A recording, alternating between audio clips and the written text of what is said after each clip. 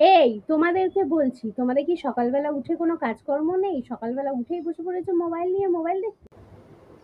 কি এরকম কথাই শুনতে হয় তো প্রত্যেকদিন তোমাদেরকে বাড়িতে? তো যাই হোক, সকালবেলা উঠে আমিও মোবাইলটা দেখি, মানে ভিউজ চেক করার জন্য, সাবস্ক্রাইবার চেক করার জন্য।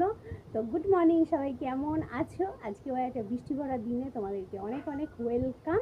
তো ছেলের হচ্ছে আজকে বিজ্ঞান পরীক্ষা, তাই বসে এখানে পড়ছে, হৃৎপিণ্ড আঁকছে।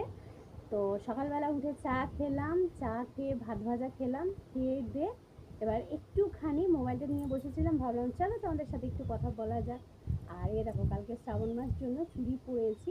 তো অনেকেই হয়তো ভাববে যে দিদিভাইও ট্রেন্ডে গা ভাসিয়ে দিয়ে চুড়ি পরেছে, না সেরকমটা একদম না। কালকে ভাড়া নিয়ে গেছে তোমাদের দাদাভাই বৈদ্যবাটি, তো আমিও গেছিলাম ওইখানে। প্রচুর মানে সাবধানে ওখানে চুড়ি বিক্রি হচ্ছিল, অনেকে পড়ছিল। তোমাদের দাদাভাই বলো পরো, সবাই পড়েছে যখন বড় অসুবিধা কি আছে? দেখো, দু হাতে মানে 2 ডজন পরেছি। তো আমি সবুজের সাথে লালটাও পরেছি, কম্বিনেশনটা কীরকম লাগছে অবশ্যই তোমরা জানিও। আর তোমরা কারা কারা পরেছো, মনে হয় সবার পড়া হয়েই গেছে, আমি মনে হয় লাস্টে পড়লাম। তো সবার দেখে আমিও, সবাই পড়ছে আমিও পড়লাম, শাখা পলাটাও পড়ি সারা বছর। তো কীরকম লাগছে অবশ্যই জানিও।